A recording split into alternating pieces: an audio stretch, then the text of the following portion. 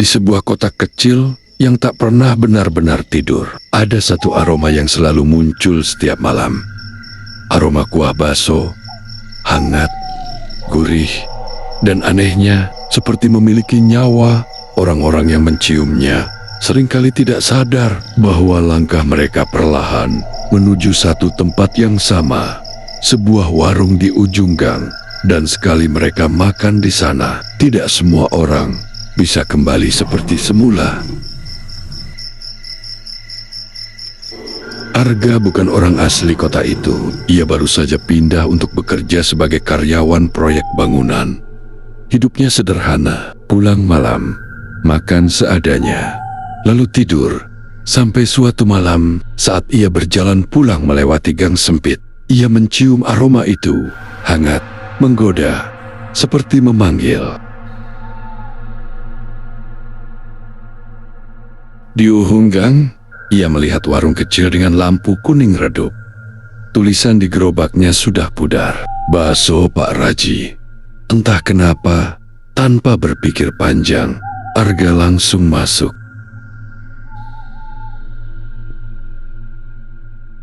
Pak Raji berdiri di balik gerobak. Diam, tidak menyapa, tidak tersenyum, hanya menatap. "Pesan?" tanyanya pelan. "Satu." Pak Arga duduk. Suasana warung itu aneh. Pembeli ada beberapa, tapi semuanya diam. Tidak ada yang ngobrol.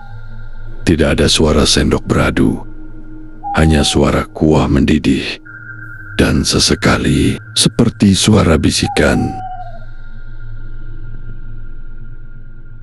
Saat mangkok datang, Arga langsung tahu ini bukan bakso biasa. Kuahnya lebih kental, warnanya sedikit lebih gelap, dan saat ia menggigit satu butir, rasanya sangat sempurna, terlalu sempurna. Namun, di balik kenikmatan itu ada sesuatu yang salah, seperti ada yang ikut masuk ke dalam dirinya. Sejak malam itu, Arga mulai berubah. Ia jadi sering lapar. Tapi anehnya, ia hanya ingin makan bakso itu. Makanan lain terasa hambar, tidak bernyawa. Dan setiap malam, ia selalu kembali. Tanpa sadar, seolah ada yang mengendalikan langkahnya. Suatu sore, Arga bertemu dengan Pak Darto, penjaga warung kopi di dekat kosnya. "Kamu sering ke warung ujung gang ya?" tanya Pak Darto. Arga mengangguk. Pak Darto menghela napas panjang. "Dulu, itu warung biasa. Tapi sejak setahun lalu, semuanya berubah. Ada orang hilang, dan yang terakhir lihat selalu dari sana."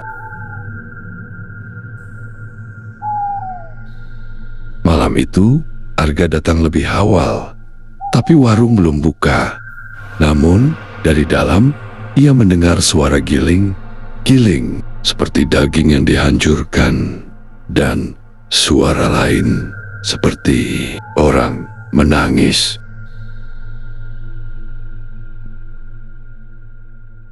Dengan rasa takut, Arga mengintip dari celah papan. Dan apa yang ia lihat membuat tubuhnya membeku. Pak Raji tidak sendirian. Di depannya ada sesuatu, bukan manusia. Bentuknya besar, gelap, dan bergerak seperti bayangan hidup.